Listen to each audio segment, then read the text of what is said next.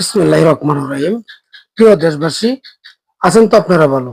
ইনশাল্লাহ আমি ভালো আছি।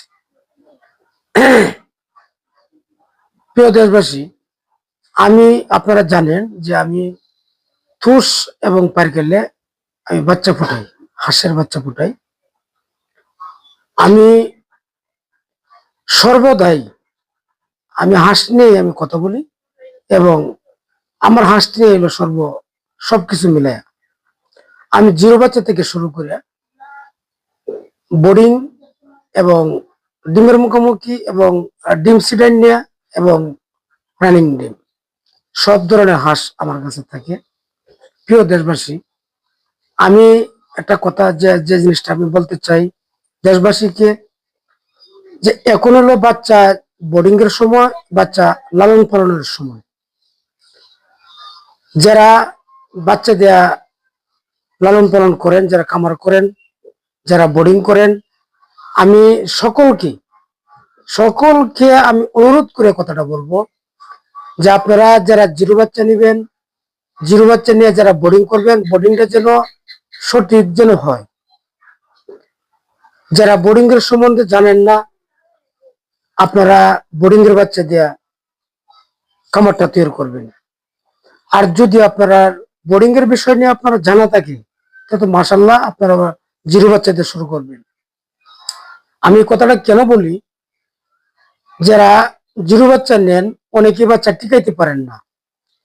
দেখেন বাচ্চারা যদি আপনি যে বেলা যে সময়টা যদি ওই সময় যদি আপনার এগুলা না দেন, যেমন আমি যদি বোর্ডিং এর বিষয়টা নিয়ে আপনার কাছে বলি, অনেকে দেখছি যে আপনার এই বোর্ডিং এর যে নিচে যে আপনার বিছানো লাগে, অনেকে আমরা তুষ ব্যবহার করে, সমেলের ভুসি ব্যবহার করে, অনেক অনেক কিছু ব্যবহার করে। তবে আমি বলবো যে আপনারা এরকম ধরনের কোনো কিছু ব্যবহার করা যাবে না।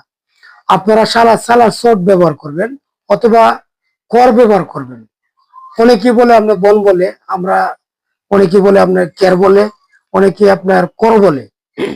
আপনারা যারা না বুঝেন, যদি আমাকে আপনারা স্মরণ করেন, ইনশাল্লাহ আমি বলে দিব। আপনারা বোর্ডিংটা যারা করবেন তারা খুব চিন্তা ধারণা করে করবেন।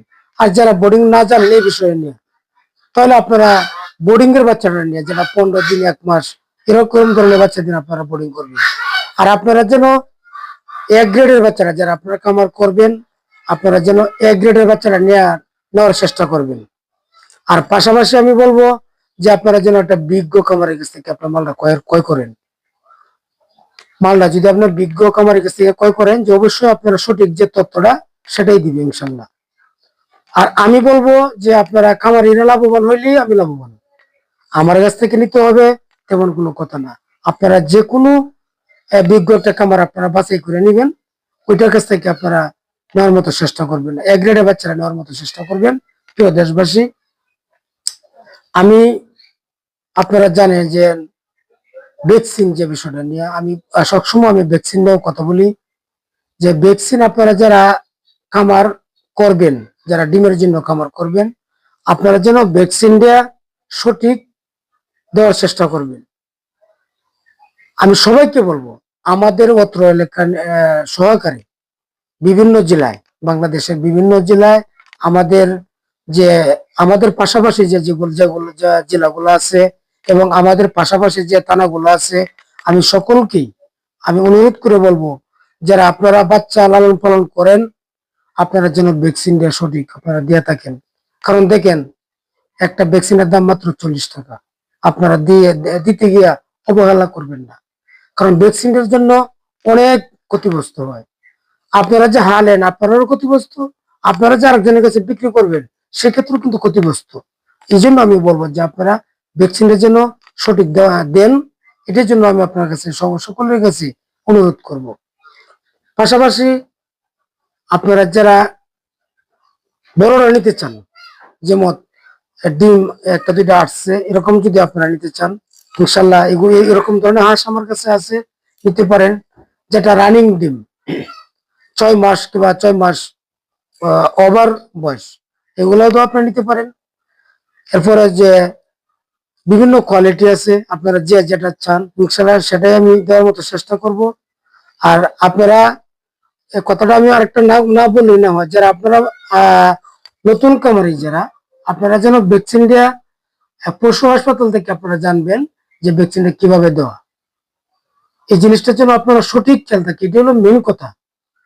কারণ দেখেন এই ভ্যাকসিনের জন্য অনেক ঝুঁকিপূর্ণ মধ্যে থাকতে হয়। তা আপনারা যেন আপনারা নিজেরাও যেন ঝুঁকিপূর্ণ মধ্যে না থাকেন, যারা কাছে বেচবেন ওনারাও যেন কোনো ঝুঁকিপূর্ণ মধ্যে না থাকে। কারণ ভ্যাকসিনটা হলো দেখেন যে হাঁসের জন্য, আমি যদি বলি সর্বদাই হাঁসের জন্য মূলটাই হচ্ছে কি আপনার ভ্যাকসিন। ভ্যাকসিনটা যেন আপনারা সঠিক দেন, এভাবেই আমি আজকে ভিডিওটা আমি তৈরি করছি, যে আপনারা সকলে দেখবেন আর সকলে দেয়ানির মতন চেষ্টা করবেন। এটা দেখেন, এটা আমার কথা না, আমার লাভের জন্য না, ওইটা বলবো আমি সারা দেশের জন্য। আমি সারা দেশের জন্য বলবো যে আমার ওই ভিডিওটা আপাতত আপনারা সকলেই একটু দেখার চেষ্টা করবেন, আবার অন্য একজনও দেখানোর মতন চেষ্টা করে দিবেন। কারণটা হইলো যেন সকলেই যেন হাঁস পালে লাভবান হয়। আমি আজকে এই পর্যন্ত আমি কথা বলবো, যেন সকল দেশ এবং দেশের বাইরে যারা আমার ভিডিওগুলো দেখতেছেন সকলের কাছে আমার অনুরোধ থাকবে, আপাতত আপনারা দয়া করে এই ভিডিওটা একটু সকলেই দেখানোর মতন ব্যবস্থা আপনারাই করার দায়িত্ব আপনারাই করবেন। এটা কারণটা হইলো যে ভ্যাকসিন নিয়ে অনেক কথাবার্তা হয়, আর ভ্যাকসিন নিয়ে কিন্তু হাঁস ক্ষতিগ্রস্ত হয়, একজন খামারি ক্ষতিগ্রস্ত হয়। তা আমাদের কথা হচ্ছে যে একজন খামারের জন্য ভ্যাকসিনের জন্য যেন কোনো ক্ষতিগ্রস্ত না হয়। সেই বিধায় আমি আজকে ভিডিওটা তৈরি করলাম, যে সকলেই ভালো থাকেন, সুস্থ থাকেন। আল্লাহ হাফেজ।